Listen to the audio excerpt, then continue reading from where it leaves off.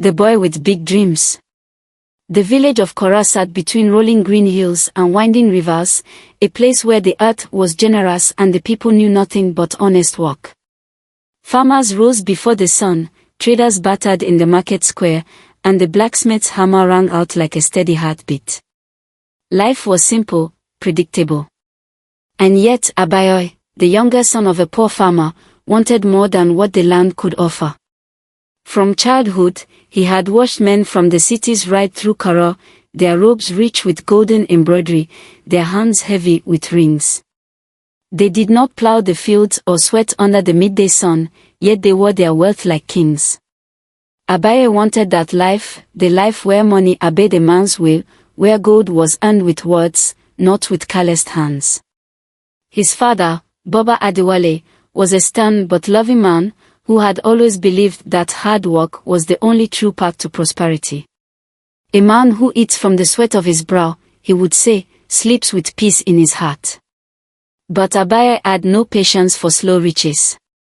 He wanted more, and he wanted it now. His two younger sisters, Nia and Kesai, were the only ones who understood his hunger.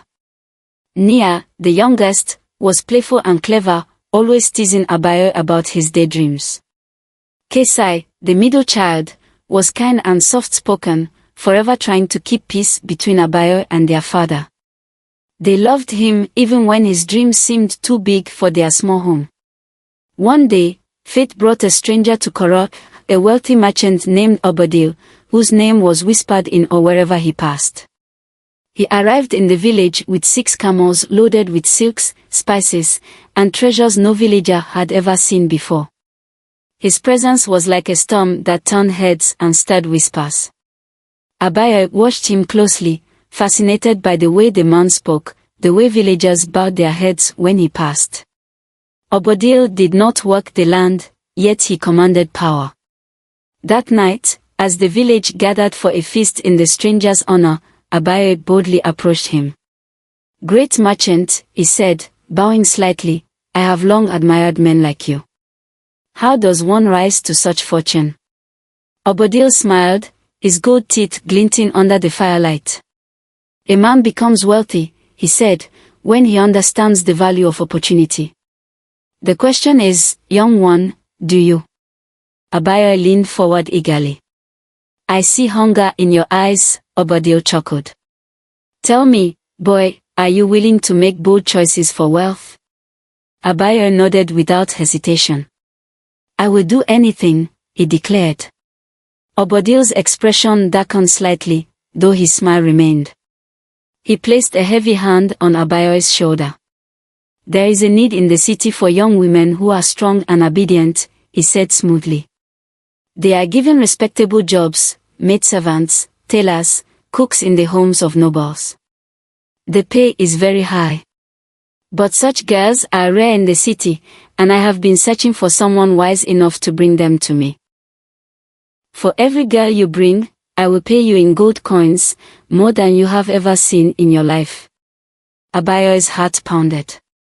A fortune for simply gathering women from the village. He thought of the young girls in Korah, his sisters, his neighbors' daughters, the daughters of men who trusted him.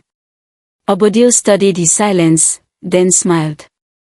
"If you do this, boy, you will never be poor again." Gold flashed before Abayoy's mind like the sun rising over the river. He saw himself in robes of silk, riding a horse adorned with golden reins, eating food meant for kings. This was it, the shortcut to wealth he had been waiting for. And so, in that moment, Abayoy sealed his fate. "I will bring them to you," he promised. Obodil grinned. "Good. Bring them quickly. And do not ask questions about what happens after." That night, Abayoy could barely sleep. His father's words echoed in his mind, "A man who eats from the sweat of his brow sleeps with peace in his heart." But Abayoy was tired of peace. He wanted power. He wanted gold. And by sunrise, he had already begun weaving the first of many lies. The golden lie. At dawn, Abayoy dressed in wealth that was not his. He had spent the night borrowing fine embroidered robes from a merchant, a polished walking stick from a village elder, and even a nobleman's horse rented from a passing trader. He knew the power of appearance.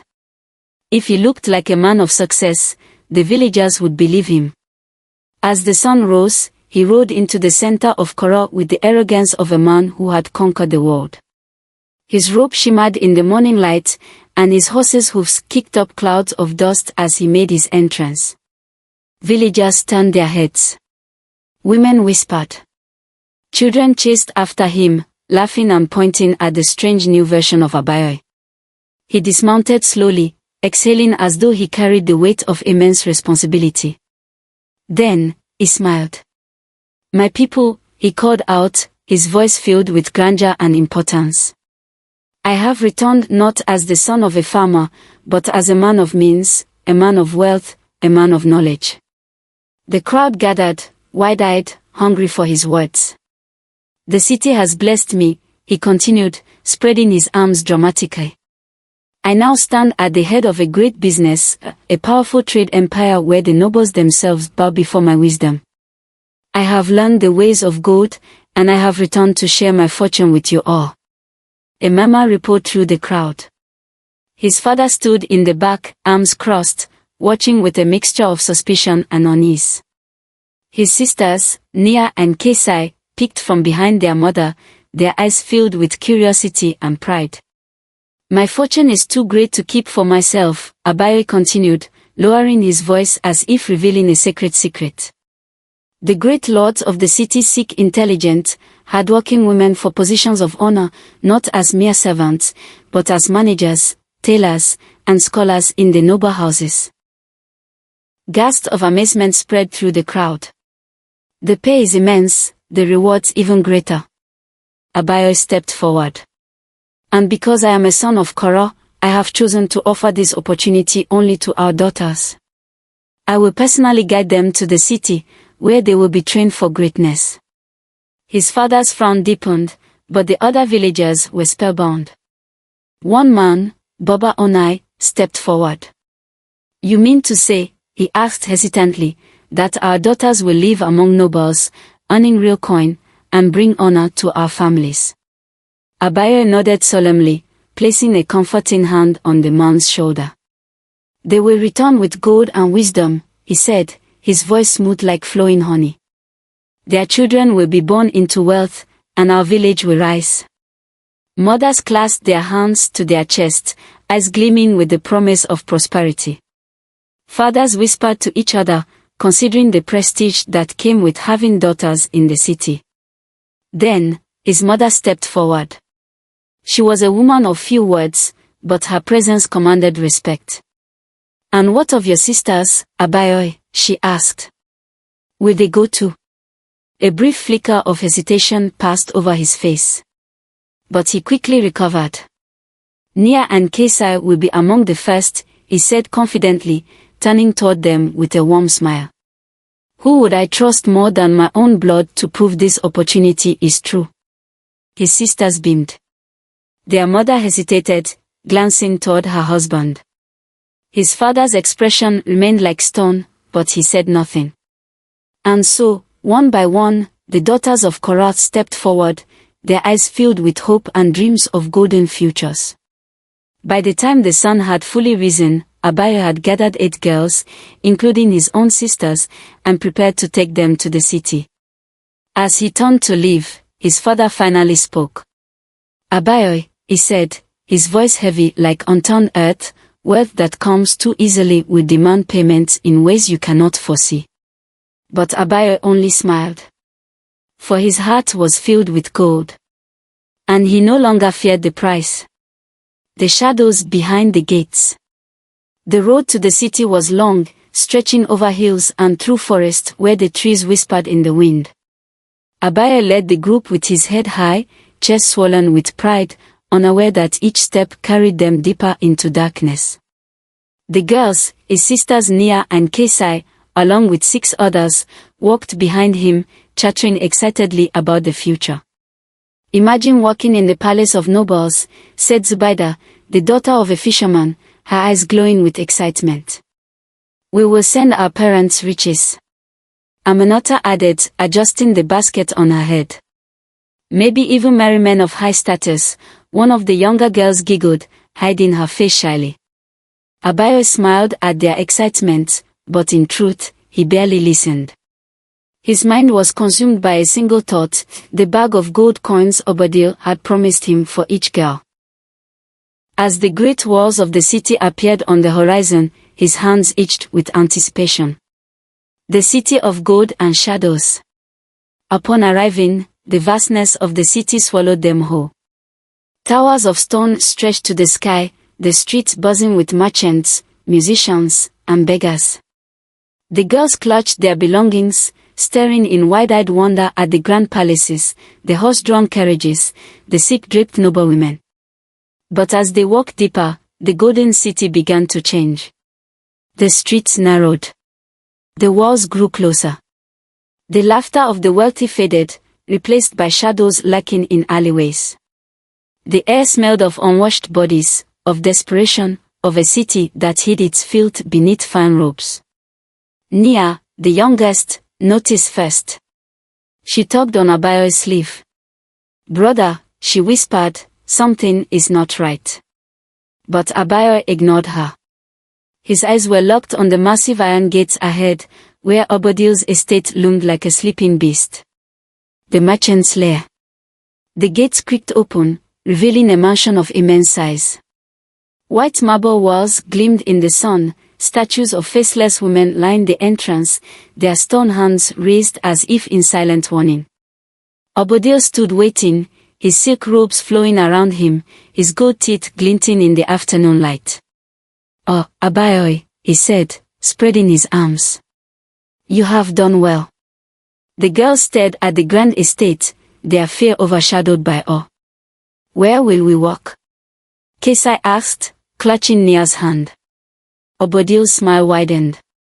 "Inside, my dear," he said, waving a hand. The girls stepped forward hesitantly. But Nia did not move. She felt it, something wrong, something hidden beneath the beauty of this place. Her heart whispered warnings her brother refused to hear. Still, she followed. And as the gate closed behind them, Abayo held out his hand. Obadiah placed a heavy pouch of gold coins into his palm. Abayo's fingers tightened around the money. He did not look back. He did not see his sisters disappear into the darkness of the mansion. The unseen truth. Inside the mansion, the air changed. The girls were separated immediately, led down corridors that twisted like a snake's body. Their belongings were taken. Their clothes exchanged for thin, revealing garments. "Where are the noble houses?" Aminata asked, her voice small. A woman with a blank face handed them trays of golden cups and fine wine.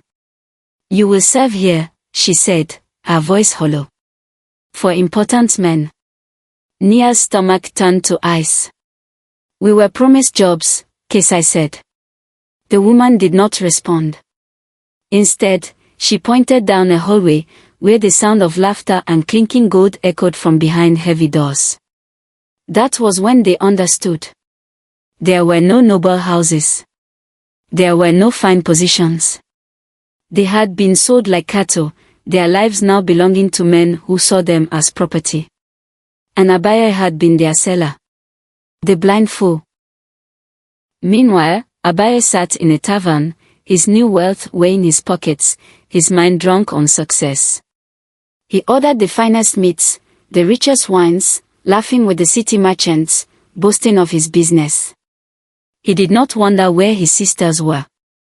He did not question what happened behind the mansion walls. His golden lie had become his truth. And yet, somewhere deep inside him, something stirred. A whisper. A warning. A name, Nia. But he ignored it. After all, a man with gold does not listen to ghosts. The whisper of the wind. The wind carried secrets through the mansion's corridors, whispers of those who had come before and never left. Nia sat in the dark, her back pressed against the cold stone wall of the servants' quarters. Kesai huddled beside her, arms wrapped around her knees, silent tears slipping down her cheeks. They had been in Obadiah's house for 3 days, and the truth had clawed its way into their skin. There were no noble houses. No fine positions. No gold waiting to be earned. The doors they had walked through did not open from the inside. The men who came at night spoke not with respect but with hunger. The girls who disobeyed did not return. And the only rule whispered among them was this: there is no escape. The mark of the damned. On the second night, a girl named Zubaida had tried to flee. She had crept through the hallways, her feet silent as a whisper.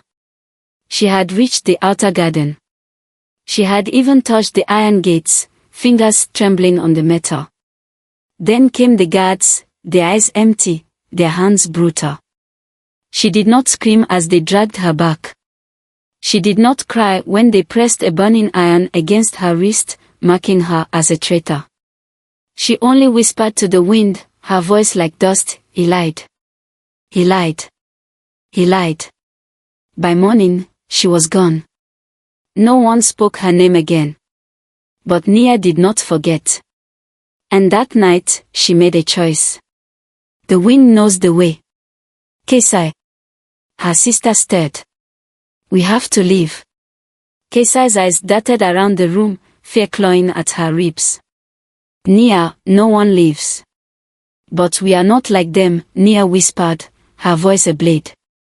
"We are the blood of Korah. We are the daughters of warriors. We do not sit and wait for the darkness to swallow us." Kesai shook her head, gripping Nia's hands. "Abaya will come for us." Nia froze. The name, once warm, now burned like poison.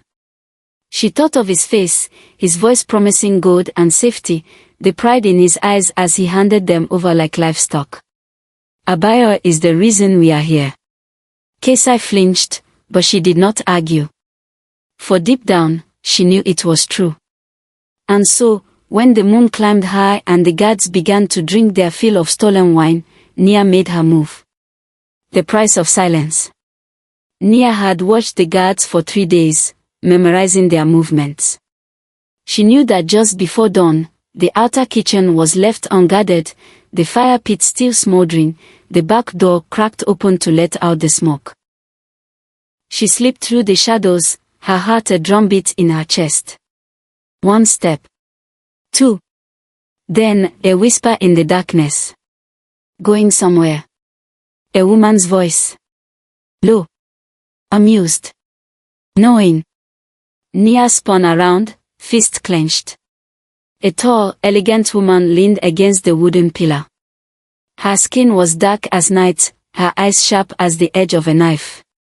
Nia had seen her before, one of Obadiah's favorites, draped in gold, always standing behind him like a shadow with a name.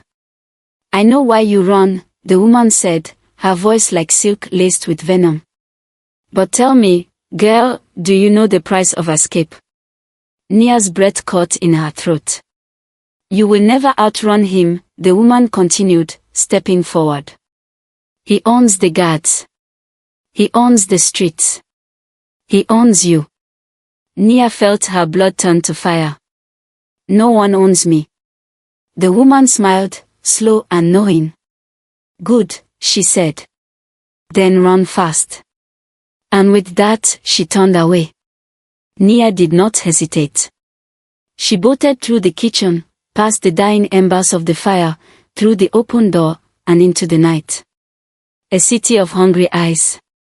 The city was not asleep. Even in the darkest hours, shadows moved, men with greedy hands, thieves with quick knives, beggars who whispered warnings into the wind. Nia ran through the alleys, the dust of the streets clinging to her bare feet, her breath coming in ragged gasps. She had no plan. No direction. Only one thought burned in her mind: find someone who will listen. But who would believe a girl with nothing? Who would stand against a man like Obadiah? The first house she knocked on slammed the door in her face. The second ignored her cries. The third, a small temple, its doors cracked open just slightly, its candles flickering in the wind, saved her. Inside, a woman of many years sat beside a small fire, watching Nia with eyes that had seen too much. "Child," she murmured, "why does the wind scream your name?" Nia fell to her knees, her body trembling. "Because," she whispered, "I am running from the devil." The woman's face did not change.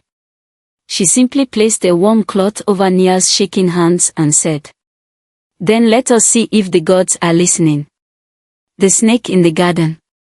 The temple smelled of old prayers and forgotten gods. Smoke curled from clay bowls where dried herbs burned, filling the air with a scent that felt like memories of a world before greed. Nia sat wrapped in a thin cloth, her body trembling from exhaustion. Across from her, the old priestess stirred a pot over the fire, her weathered hand steady. "Eat," the woman said, handing Nia a bowl of steaming porridge. Nia hesitated. It had been 3 days since she had eaten properly.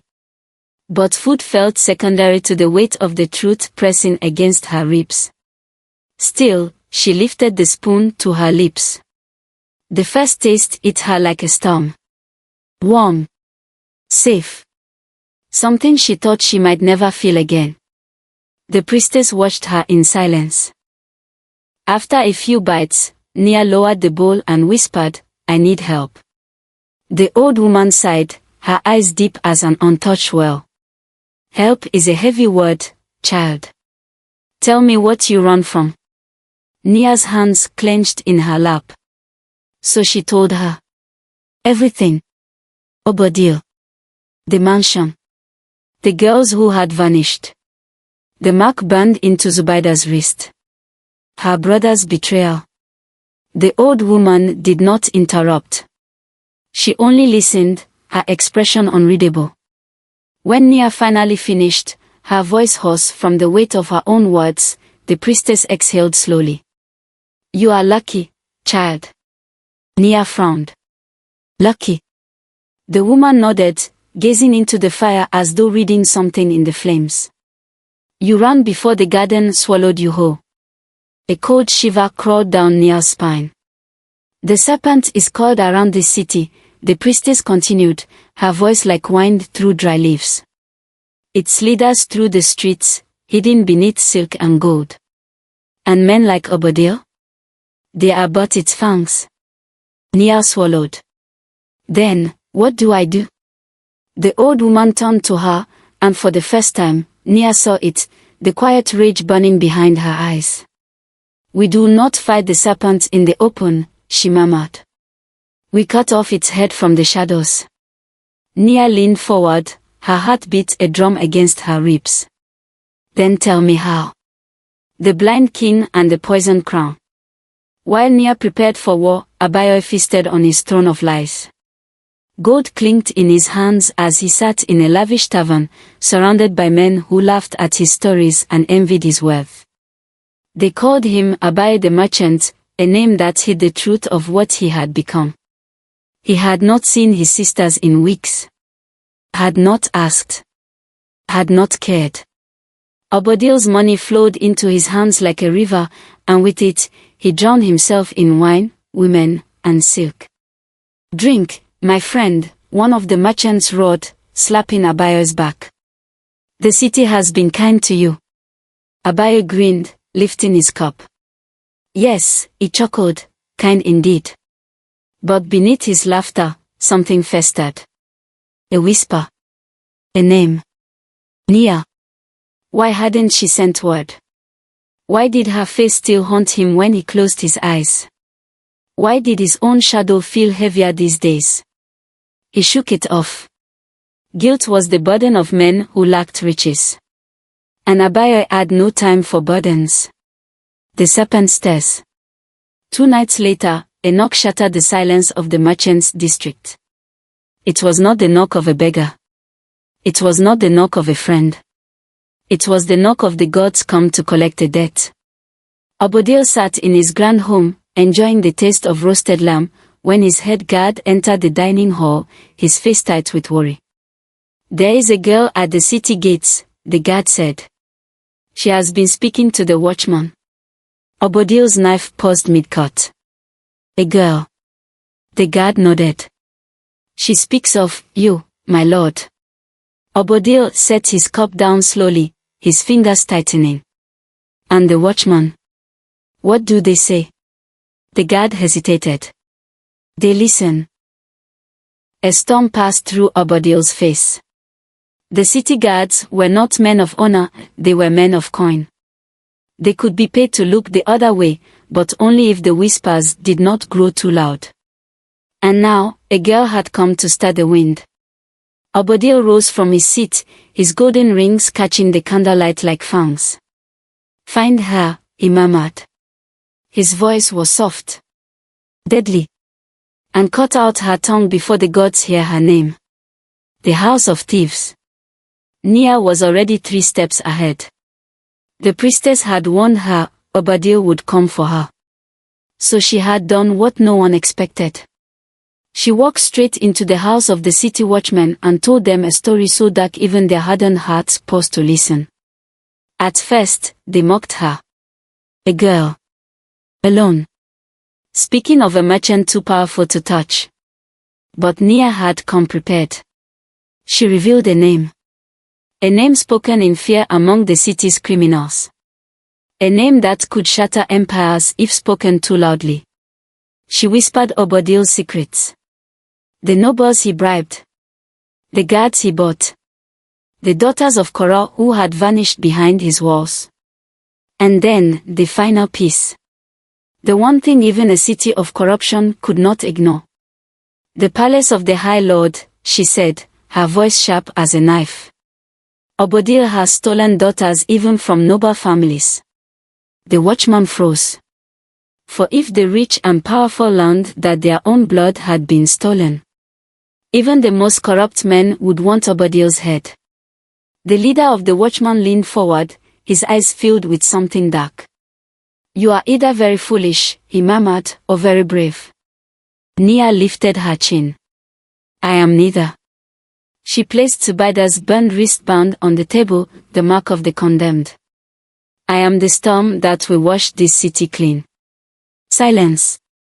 Then, the watchman smiled. Then let us see how deep the serpent's roots go. The flood begins. As Obadiah's men searched the city for Nia, the watchman prepared for war. A storm was coming. A storm that would swallow the merchant's empire whole. And at the heart of it stood a girl who had been sold like cattle but refused to be silenced.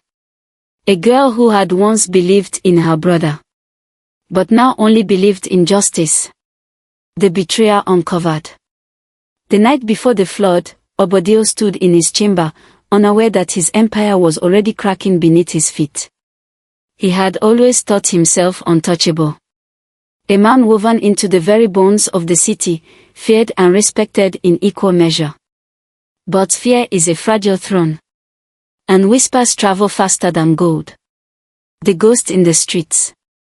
Across the city, Nia walked among the shadows, her heart steady, her steps sure. She was no longer a girl running from monsters. She had become the storm that would drown them. As she moved, she felt the city watching her, not with the hungry eyes of men who sought to claim her, but with the quiet reverence of those who knew a battle was coming. The poor, the forgotten, the ones who had no voices in this city of gold, they saw her now. And in their silence, she felt something strange. Hope. By dawn, the watchmen had gathered their forces. By dusk, they would bring down the gates of Obadiah's empire. And at the center of it all, Abia would stand exposed. A king without a crown. A brother without honor. A fool who had sold his own blood for gold. The fall of the merchant. When the watchman stormed Obadiah's estate, the city shook. The gates that had once swallowed innocent girls whole were torn apart by the fury of justice. Screams filled the air. Guards fell beneath the weight of steel as the watchman cut through them like wheat. Doors that had once been sealed shut were kicked open, revealing rooms filled with stolen daughters, faces hollow, eyes haunted, bodies trembling in the light of freedom they had forgotten. And in the heart of it all, Obadiah stood frozen, his golden robe no longer a symbol of power, but of the decay beneath it. "You there," he snarled as the watchman surrounded him. "You built your throne on stolen lives," the watchman leader replied, unsheathing his sword. Obadiah laughed, a sharp, broken sound. "I built this city," he hissed. "I own it." "No," a voice cut through the chaos. Nia stepped forward. "You own nothing." The merchant's eyes locked onto her, and for the first time in his life, fear crept into them. Because he had underestimated her. Because he had seen her as nothing more than a nameless girl, a piece of currency to be traded. But now, she was his ruin. The fool and the serpent. And then, Abayo arrived. He had been drunk on his riches, basking in the golden lie he had built. Until he heard the whispers. Until he saw the smoke rising from Obadiah's estate. Until he felt the walls of his empire crumble under the weight of the truth. He stumbled through the streets, pushing past the crowds that gathered to witness the fall of a giant.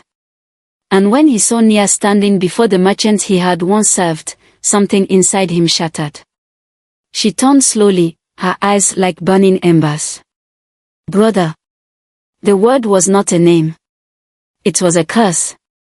Abayo froze, his mouth opening, but there were no words that could save him now. The watchmen surrounded him, their hands heavy on their weapons. And as Obadiah was dragged forward in chains, the watchman leader turned to Abayo. "You," he said coldly. "You delivered the lambs to the slaughter." Abayo's knees buckled. "No," he started, his voice desperate. I didn't know." But Nia stepped forward, cutting him off. "You did not ask." Her voice was quiet. But it struck harder than any blade. "You were too busy counting your gold to wonder why it came so easily," she whispered. Abayo's hands shook. He had spent so long convincing himself he was not a monster, just a businessman, just an opportunist, just a man trying to escape the dirt of their village. But now, as he stood in the wreckage of his greed, he finally saw himself as he was. A traitor. A coward. A brother who had sold his own blood for silver. And the gods do not forgive such sins. The sentence. The trial was swift. Obadiah was sentenced to death, his empire burned, his name erased from the city's history. But Abayo's punishment was worse. The watchman leader looked down at him, disgust etched into every line of his face. "You will not die a quick death," he said. "You will work. For the rest of your life, you will serve the very people you betrayed. You will know the hunger of those you abandoned, the suffering of those you sold." Abayo's mouth went dry. "No." But the watchman dragged him away, his protest swallowed by the roar of the crowd. And as he was led into the darkness, he looked back one last time. At Nia. She did not watch him go. She had already turned away. For her brother had died long ago, the moment he chose gold over blood. The girl who broke the serpent's spine. The city would never forget her name. The girl who had escaped the jaws of the beast. The girl who had stood before men who thought themselves gods and brought them to their knees. The girl who had once been a sister, but had become a reckoning. When she returned to Korah, she did not come as she had left. She was no longer a daughter of the fields. She was a warrior of the wind. And the wind, as it always does, whispered her name long after she was gone. The curse of the betrayer. The village of Korah had not changed. The sun still rose golden over the hills. The river still whispered to the fields, carrying secrets through the reeds. The scent of roasted maize still clung to the wind, and the voices of traders still danced through the market. But to Nia, it was no longer the home she had left. She walked through the village not as a girl returning to her roots, but as a ghost passing through a life she no longer belonged to. She had seen too much. And some truths could never be forgotten. The fallen name. Her mother was the first to see her. She was outside their hut, kneeling by the fire, peeling yams with steady hands. When she looked up, her knife fell to the ground. Nia. The name shook with disbelief. The last time she had seen her daughter, she had been full of dreams, laughter, innocence. Now she stood before her like a woman carved from stone. Nia did not speak. She only stepped forward and knelt at her mother's feet. And in that moment, her mother knew. She knew what had happened beyond the village's borders. She knew what had been stolen, what had been broken, what had been burned away in her daughter's heart. And she wept. Not for the daughter who returned, but for the one who never would. The judgment of Korah. When the village gathered, their voices were a storm of whispers. Nia had not returned alone. She had brought with her the daughters who had been stolen, the ones who had survived the walls of Obadiah's prison. The ones who had been sold by Abayo's hands. Mothers screamed when they saw their children, faces thinner, eyes darker, their innocence buried beneath months of suffering. Fathers clenched their fists, their rage too great for words. And then came the final blow. The news of Abayo's betrayal. The truth that their own son, one of their own blood, had been the serpent in their midst. The anger of the village became a wildfire. Their hands reached for stones. Their voices roared for justice. Bring him back, an elder spat, so that we may spill his blood into the earth. But Nia shook her head. His punishment is worse than death. The crowd fell silent. She spoke, her voice carrying the weight of judgment greater than any sword. He will live as a slave. He will wake each morning in the chains he forced upon us. He will know hunger, thirst, and suffering. And long after our wounds have healed, his will remain. The elders of Korah listened. And they nodded. For death is swift, but shame is eternal. And so, Abayo's name was stripped from history. His face was never to be spoken of again. And from that day forward, he was no longer of Korah. He was only a shadow lost to the wind. The weight of a name. The daughters of Korah were welcomed home. But home was no longer the same. Some could not sleep without hearing the echoes of locked doors and distant screams. Some could not walk through the village without feeling the weight of unseen eyes upon them. Some never spoke again. And though their families embraced them, showered them with love, the scars were deeper than flesh. Nia knew this better than anyone. She saw it in Kesai's eyes, the way she flinched at loud voices, the way she no longer ran through the fields barefoot, laughing in the wind. Her sister had survived. But she had not truly returned. And neither had Nia. A path only she could walk. One evening, Nia stood at the edge of the village, watching the horizon burn red with the setting sun. Her mother stood beside her. You are leaving, her mother said. It was not a question. Nia nodded. There is nothing for me here. Her mother was silent for a long time. Then, she reached into the fold of her dress and pulled something out. A small wooden carving, a symbol of protection, passed down through their family for generations. She placed it in Nia's hands. You will always have a home, she said, but I know your path is no longer here. Nia clutched the carving, swallowing the lump in her throat. Then, she stepped forward and embraced her mother. It was the first time in a long time that she allowed herself to be held. Then, without another word, she turned and walked into the wind. The whisper in the wind. The story of Nia did not die with time. It became legend. They called her the Storm Daughter, the girl who broke the chains of the serpent. They said she walked where the gods whispered, always moving, always watching. Some said she became a warrior, fighting for those without voices. Some said she vanished into the forest, never to be seen again. But the wind always carried her name. And the children of Korah would sit by the fires, listening to the elders say, "Beware the price of greed, for the wind remembers. And the wind never forgives."